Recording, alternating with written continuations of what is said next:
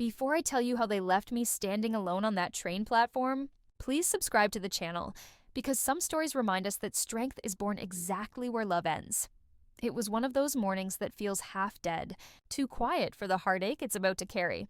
The sky was gray, the kind of gray that hides the sun but doesn't dare to rain, and the platform smelled like metal and old coffee. I arrived early, dragging my small suitcase across the cracked tiles, believing I was about to start a new life. We were supposed to leave together. Daniel, his mother, his sister Claire, and me. The night before, Daniel had kissed my forehead and said everything was arranged, that his family had finally come around. I believed him. I always did. I thought love was enough to melt disapproval, to soften pride, to build bridges where only silence existed. I was naive enough to believe his mother's half-smile the night she toasted to our engagement meant she was finally willing to see me as part of them.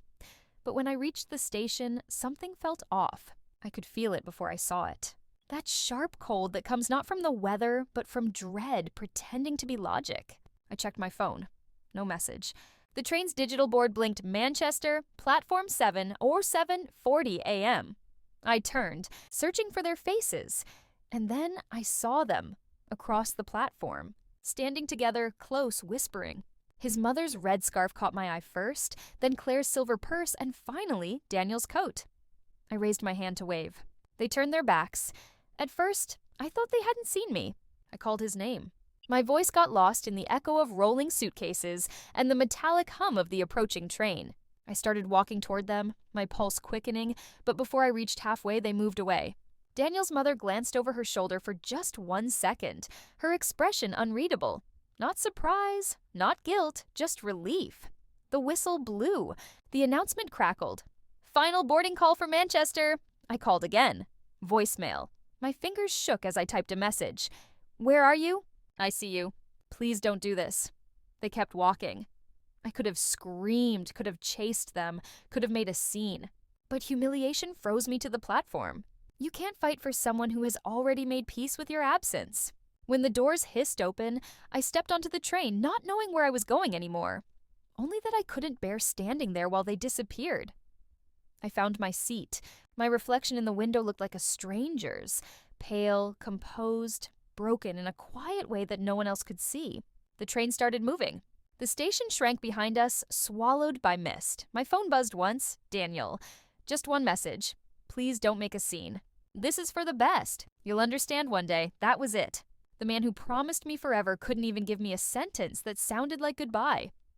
I wanted to cry, but I couldn't.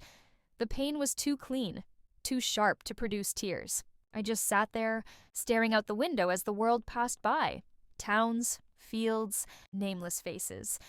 And I realized I had nowhere to go. When the train stopped at a small station I didn't recognize, I stood up and stepped off. The air outside was cold, cleaner, quieter.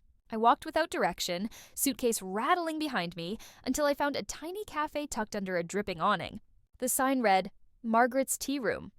I went in because I needed warmth, but mostly because I needed someone to see me, even if they didn't know my name. The woman behind the counter was maybe in her 50s, hair tied up, eyes kind but tired. "Tea?" she asked. I nodded. She poured it, added a biscuit, and said nothing when she saw my trembling hands. I think she understood without needing to ask. After a few minutes, she said quietly, "We rent a room upstairs if you need somewhere to stay." I stayed.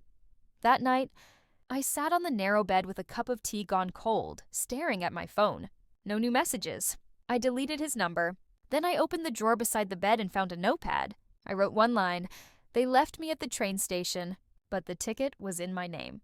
It was the first thing I'd owned completely. The morning after I was left at the station, I woke in the narrow bed upstairs at Margaret's tea room to the kind of quiet that makes your ribs feel hollow. I lay still, listening to the rattle of cups below and the murmur of a radio in a language that felt like kindness. The ceiling was low, the wallpaper faded with tiny violets, and for a few seconds, I forgot I'd been abandoned. Then it came back in one clean line, like a sentence copied onto my skin. They left, and I kept moving anyway. I washed my face in the small sink, tied my hair back, and promised myself I would make 3 decisions before noon. Drink tea properly, step outside on purpose, and do something that looked like a beginning. No matter how small, Margaret handed me a mug and a buttered roll without asking what had happened.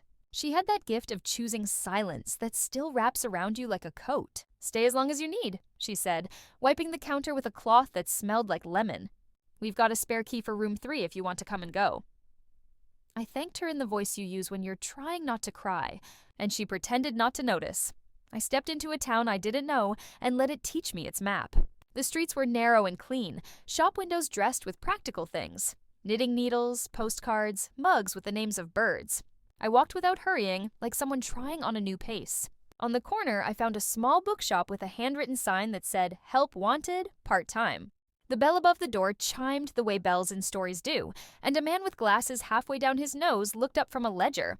"You're either here for a book or because you saw the sign," he said.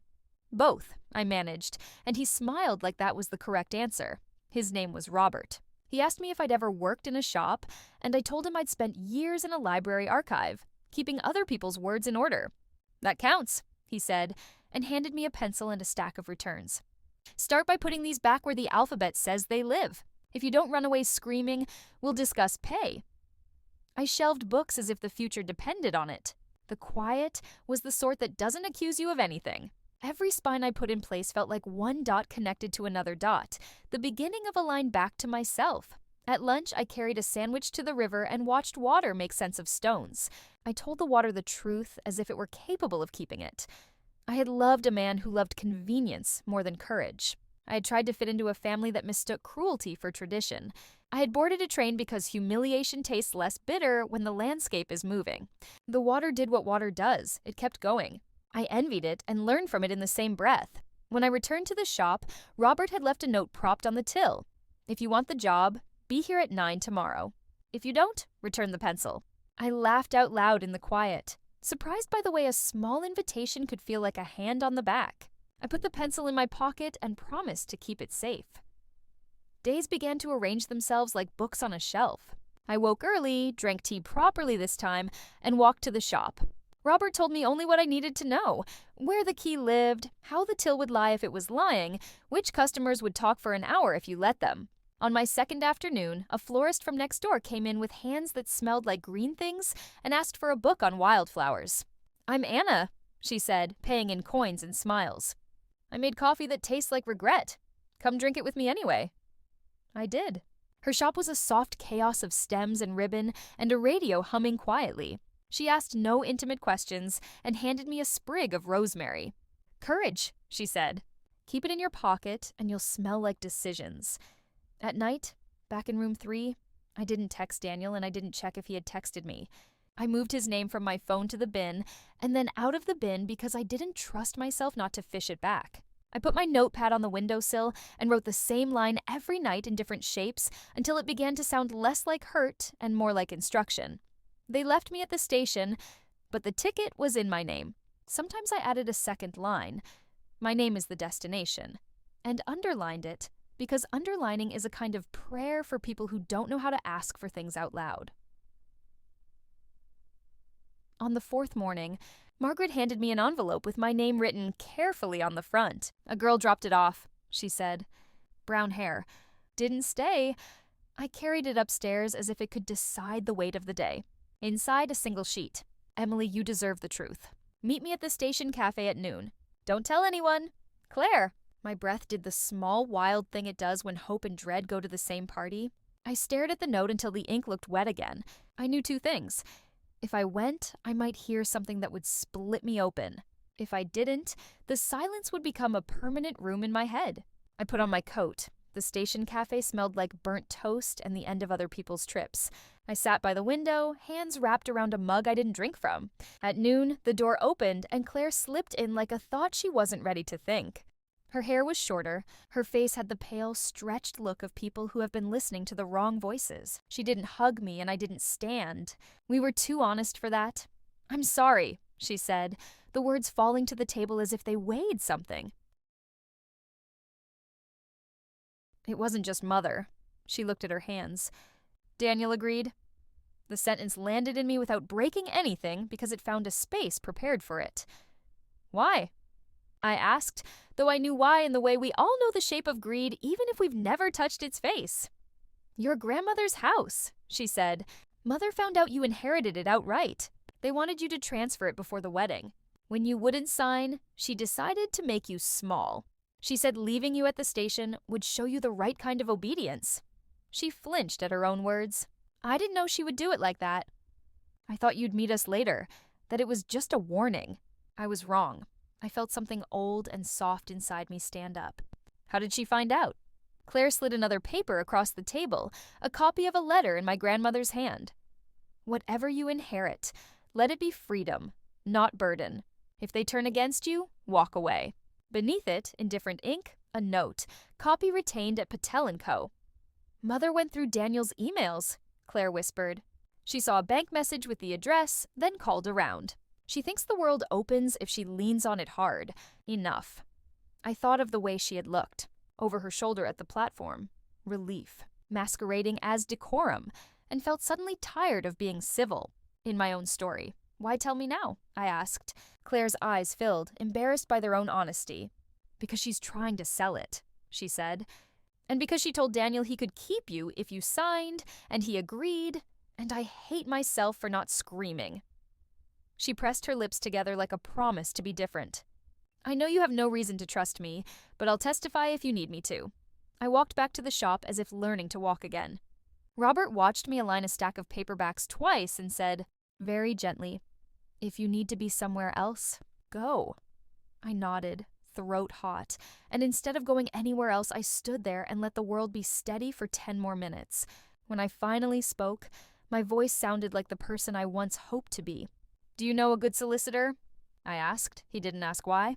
Patel & Co., he said, and wrote the address on a publisher's catalog card. Ask for Vic. He's exactly the right kind of boring.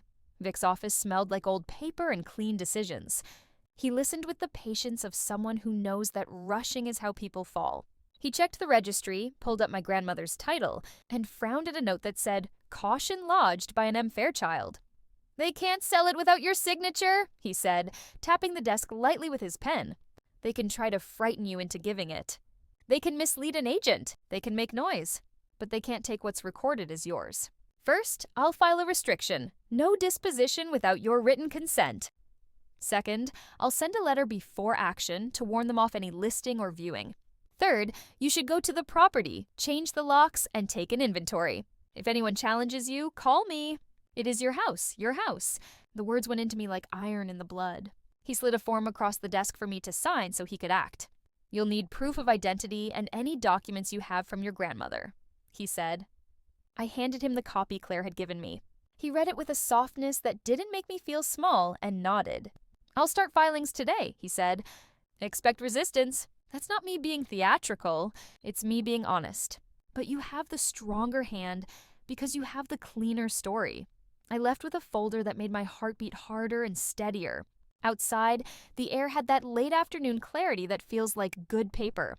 I walked back to Margaret's, ordered tea without trembling, and told her I'd be paying for another week, but might spend some nights away. You'll do what you need to, she said, then reached under the counter and pressed an old brass key into my palm. For the back door, in case you come home tired. Home. The word loosened a knot I hadn't been able to name. In room 3, I packed deliberately a sweater that felt like a friend. The rosemary sprig, my notepad, my ID, my grandmother's letter, and the one sentence I'd been practicing until it fit the shape of my mouth. They left me at the station, but the ticket was in my name. I added a new one for the road. I am not a passenger to anyone else's destination. I slept the way you do before a journey. Light, with your breath half in your throat and half in your hands. When dawn came, I didn't check my phone. I tucked the pencil Robert had given me behind my ear and, for the first time since everything broke, felt the quiet lift, not away from me but beside me, like a companion ready to walk. I left the next morning before the town was properly awake. The streets were wet, the shop windows still half asleep, and my breath came out like a pale fog that vanished before it reached the next step. I boarded the first train with a kind of quiet resolve, the folder from Vic on my lap, my grandmother's letter in my coat pocket. There's a strange calm that comes after betrayal. Like the body understands that the worst has already happened and begins to build a new rhythm out of the debris. The train cut through fields the color of dull pewter. I didn't know what I'd find, only that I needed to stand where my name was written in ink and brick. The address was simple: Hawthorne Lane, number 12. It sounded like a place from a story that ends in peace, not lawsuits. I told myself it could be both. When the taxi turned down the narrow lane, my pulse tripped. The gate was crooked, ivy climbing the stone wall as if trying to cover its own memory. I recognized the house before I saw the number, an old photograph my grandmother once showed me, the kind where time feels more like a perfume than a date. The roof leaned a little, but the windows were still kind, like tired eyes watching a long road. The door resisted when I pushed the key. It had been changed. I was about to call a locksmith when a voice startled me from behind. "You must be Miss Carter." I turned. A man stood near the hedge with a wire basket and a cautious smile. "Name's Hughes. My late wife used to help your gran with the garden. I still keep it tidy, when I can." His accent wrapped around the words like worn flannel. I told him the key didn't fit. He nodded, digging into his jacket. "Changed the lock myself last winter. Kids kept breaking in. Your gran told me to make sure no one got in who didn't belong." He held up a small brass key and hesitated. She said to give this only to her granddaughter when she came for it. Took me a while to believe the day would come. When the door finally opened, the smell of dust and lavender rushed out. The air felt thick with time. I stepped inside slowly. The hallway was narrow. The wallpaper faded to the color of old tea. A clock on the wall had stopped at 11:17. I ran my fingers along the wooden banister, half expecting it to breathe. The sitting room was still furnished, the fireplace cold, a thin layer of ash frozen like memory. Two armchairs faced each other as if mid-conversation. On the mantel stood a small photo of my grandmother, younger, laughing beside a man I didn't know. I whispered her name, and for a second, it felt like the walls leaned closer to listen. I wandered through each room, touching surfaces not to claim them, but to remind myself they were real. In the kitchen, I found dishes neatly stacked, tea tins labeled in her handwriting. I opened the back door.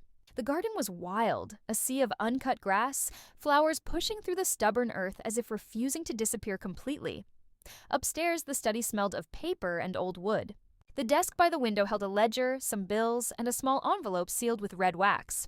My name, Emily, written in the same careful loops from her letters. My hands shook as I broke the seal. Inside, just one sentence and a tiny brass key. If they ever make you feel small, open what they can't see. Love, Gran. I stared at the drawers, at the shelves, until I noticed the smallest thing. One section of the bookshelf sat slightly forward. I pressed it. It clicked. A hidden compartment swung open, revealing a recess no bigger than a shoebox. Inside, a will copy, a handful of letters, and something wrapped in blue cloth. I unwrapped it gently. It was a train ticket. Faded, dated decades ago. Destination written in careful ink. On the back, in her handwriting, "A journey only matters if the ticket bears your name." I sank into her old chair and cried, not from sadness, but from recognition. She had known. Somehow, she had seen all of it coming. The manipulation, the hunger, the way they'd try to take what wasn't theirs. The will confirmed everything Vic had told me. The house, the land, a small trust fund, all in my name. No joint claim, no shared inheritance. My grandmother had written, "I leave this to Emily because she remembers kindness, and because she will need a place that does not lie to her." I don't know how long I sat there before Mr. Hughes returned with a cup of tea, pretending he hadn't heard the tears. "Sturdy place," he said, setting the cup on the table. "Needs love, not pity." I thanked him. He lingered at the door. "You'll have visitors soon," he warned softly. "They've been circling. Came by last week asking about you. I told them you'd come when you were ready. That shut them up for now." That night, I slept in my grandmother's room. The sheets smelled faintly of lavender. The window let in a sliver of moonlight that painted the floor like a path. I left the hidden ticket on the bedside table. When I woke once in the dark, I thought I heard her voice. Calm, steady, saying what she'd always said when I doubted myself. They can't take what you've already become.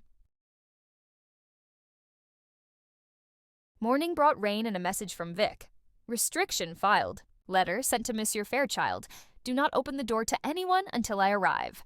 I was halfway through replying when another message flashed across the screen. "Daniel, we need to talk. Don't make this harder than it has to be." I stared at it until the words blurred. Then came the second. "Mother is sorting things out. It's better for everyone if we just sign the papers and move on." For everyone. The same selfish arithmetic as always. I didn't reply. I turned off the phone and placed it face down beside the ticket. By afternoon, I heard tires crunch on gravel. Voices. I moved to the window. 3 figures. Daniel, his mother, and a woman in a navy blazer holding a clipboard. The estate agent. I went downstairs and locked the inner door. The knock came, polite but practiced. I opened the small window beside the frame. "This property is scheduled for viewing," the agent said, trying to smile through the tension. "We had confirmation from Mrs. Fairchild." "She isn't Mrs. Fairchild here," I said, "and you have no right to be on this property. It belongs to me." Daniel's mother stepped forward, the kind of confidence that comes from a lifetime of taking. "Emily," she said, "you're being unreasonable. This house needs proper management. You can't possibly maintain it. Then it will fall the way it's meant to," I said. "Still mine?" She pressed her lips together, the way people do when they realize politeness won't work. "This isn't over." "It never is with you," I said, and closed the window. The car stayed a minute longer, as if waiting for me to regret it. I didn't.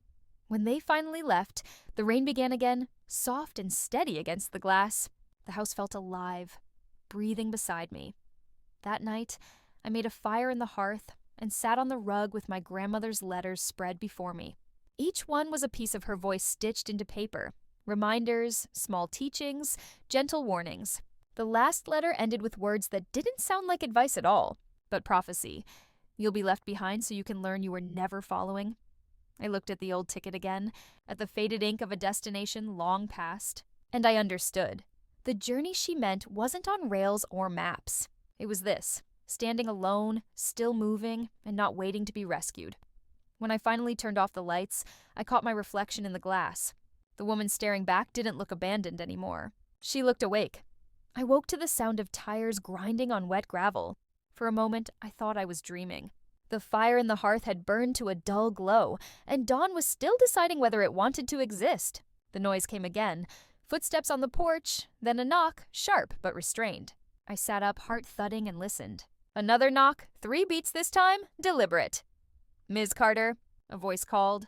Male, steady, careful. "Please don't be alarmed. My name is Jonathan Reed. I was hired by your grandmother before she passed. I think you should see what she left with me." The name sounded foreign in the room, like something out of another story. I didn't move. "Prove it," I said, loud enough to carry through the door. "I can," he replied, "but only if you let me show you the letter she gave me for you." "It's sealed, with her handwriting." I hesitated, then picked up my phone and called Vic. He answered on the first ring. "Someone's at the house," I whispered. "Says he's a private investigator. Jonathan Reed. Claims my grandmother hired him." There was a pause. Then Vic said, "Reed and Partners? That name rings a bell. Wait a moment." I heard him typing. "Yes, she listed him in one of her executor notes when we filed your restriction. If he's genuine, he's safe. But don't open the door until you see identification." I walked to the door, keeping the chain fastened, and called out, "Show me your ID." A thin wallet pressed up against the glass. A business card and a faded authorization slip with my grandmother's looping signature. Margaret Carter. My chest tightened. The ink might as well have been her voice. "I'm opening the door," I said, unhooking the chain but keeping the deadbolt on. When I cracked it open, cold air pushed in. The man on the porch looked to be in his 40s.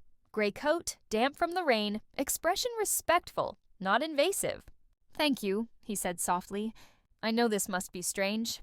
"That's one word for it," I said. "Come in." He wiped his boots on the mat before stepping inside, as though it mattered to him not to bring the outside dirt into my grandmother's house. He held a brown envelope close to his chest. "I was supposed to deliver this 2 years ago," he said. "But your grandmother passed before she could call me again. The instructions said to wait until someone claiming to be you presented proof of title. I saw the filings last week. I came as soon as I could." I gestured toward the sitting room. "You said she left something?" He nodded and placed the envelope on the table between us. "It's not long, but I think you'll want to read it alone." He stood and went to the window, politely turning his back as I opened the flap. Inside was a single page, yellowed slightly, and the familiar handwriting I had been craving. "My dearest Emily, if you're reading this, the world has tried to take something from you and failed. Jonathan has been keeping what I couldn't trust others to hold. I knew they would circle you like gulls the moment I was gone. I also knew you would survive it. Inside the desk, behind the bottom drawer, You'll find the ledger of Hawthorne Lane. It holds what I never spoke about: the debt Daniel's family owed your grandfather and the reason they needed you quiet. It is not about money, it's about memory and shame. Use it wisely. Do not hate them. Pity them for confusing possession with worth. And remember, what carries you forward must have your name written on it. All my love, Gran. The page trembled slightly in my hands. I pulled out the bottom drawer, the one I hadn't yet opened. It resisted, then slid forward. Beneath a stack of papers was a ledger bound in dark green leather. Inside, records, signatures, and notes detailing loans from my grandfather to the Fairchild estate nearly 40 years ago. My grandmother had been careful, methodical. The debts had been forgiven when my father died, but the shame must have remained like a bruise in their family's pride. That's why she made sure I inherited it, I whispered. It wasn't about the property. It was about ending their control. Jonathan nodded. I think she wanted you to know what you were standing on. Truth, not soil. I closed the ledger gently. They'll come again. Yes, he said simply. But now you have the paper trail and the law on your side. They have fear. He stayed long enough for coffee, answering questions I hadn't known how to ask. How my grandmother had hired him after realizing Daniel's mother was pressuring her through local solicitors. How she'd hidden her records through a network of small safekeepers who owed her kindness rather than money. He'd been one of them. Before he left, he gave me a small brass key. To the post office box she used for correspondence, he said. There might still be letters waiting. She renewed it for 10 years in advance. After he was gone, the house felt different. Not lighter, but awake. I brewed another cup of tea and reread the letter until I could hear her voice in every curve of ink. She had planned everything with quiet brilliance, even the part where I would be forced to stand alone. That afternoon, Vic called. Reed contacted me. He's legitimate. I've reviewed the ledger you mentioned. It's remarkable evidence of coercion. We can file an injunction for harassment if they approach you again. They already have, I said. Yesterday. Then let's stop them properly, he said. I'll prepare the documents. By evening, the rain turned into a soft mist. I walked through the garden barefoot, the earth cool under my feet, the house glowing behind me like something alive. It wasn't triumph I felt, it was clarity, the kind that comes after a long fever breaks. When I returned inside, the phone was flashing again. Unknown number, I answered before thinking. Emily, Daniel's voice, smooth, controlled, too familiar. Please just listen. Mother's been irrational. I didn't know she'd go that far. Stop, I said. You knew enough. I was trying to protect you, he insisted. From what? Ownership? Or the truth that I didn't need you to have it? He exhaled sharply. You've changed? No, I said. You just never bothered to meet the real version of me. There was a pause, then his tone hardened. You're making a mistake. Do you really think this house can protect you? You'll ruin everything. I already did, I said, and hung up. That night, I packed the ledger and my grandmother's letters into a safe box. I placed the ticket from the hidden panel on top and locked it. I didn't know what tomorrow would bring. Court papers, threats, maybe silence. But I knew this. They had left me at the train station believing I'd stay there, frozen, waiting. They hadn't expected me to buy another ticket, to board a different train entirely. Before bed, I stood by the window watching the dark shape of the trees sway in the wind. I whispered into the glass, I'm still here. And for the first time since that cold morning at the platform, I felt that here was finally enough. The morning the hearing was set, I woke before the alarm. The light was pale, uncertain, seeping through the thin curtains like a beginning that hadn't yet decided if it wanted to happen. I sat up, breathed in the smell of the house, wood, rain, a hint of lavender from my grandmother's old sachets, and realized it no longer felt like a stranger's home. It felt like a witness. Every room, every floorboard, every silent portrait seemed to say, "You made it back." Vic arrived just after breakfast, his coat already damp from the drizzle. "You ready?" he asked. I nodded. "As I'll ever be." He gave a small smile. "Good. Because after today, they don't get to call you confused or emotional or anything else that fits their convenience." We drove in silence to the courthouse. The road blurred by, trees sliding past in gray streaks. My palms were cold, but my heartbeat was steady.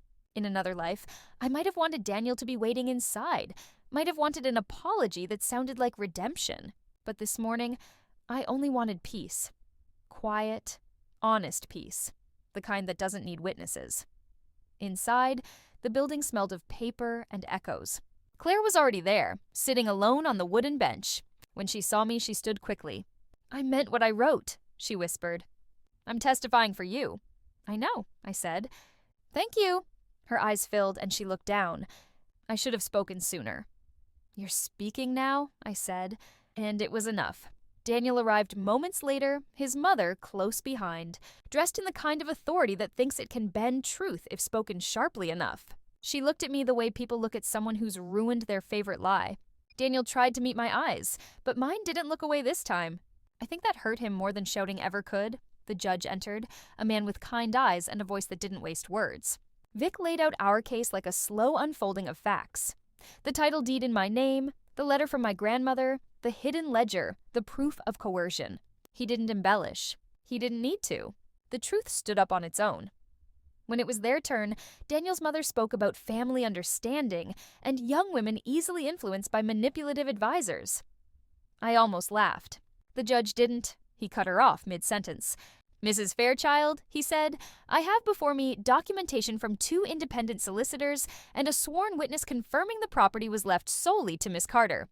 There is no confusion here except perhaps yours." She went pale.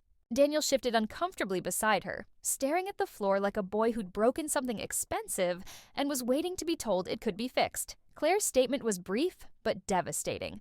She told the court about the morning at the station, the conversation she'd overheard, the plan disguised as discipline. She didn't dramatize it. She just told the truth, and the silence that followed was louder than any outrage. The judge didn't take long. The injunction stands. The title is confirmed. Any further interference from the defendants will be considered harassment under the law. Miss Carter, you are free to take full possession of your property. Free. It was such a small word for such an enormous feeling. I turned to Vic, who gave me a single nod. The kind of victory that doesn't need celebration, just quiet acknowledgement. Outside, the rain had stopped. Claire hugged me before leaving, promising to visit when things calmed down. Daniel followed me to the steps. For a long moment, he said nothing. Then, softly, "I didn't mean for it to go that far." "Yes, you did," I said, but not cruelly. "You just didn't expect me to walk away from it." He sighed, searching for the version of me that used to forgive him. She wasn't there.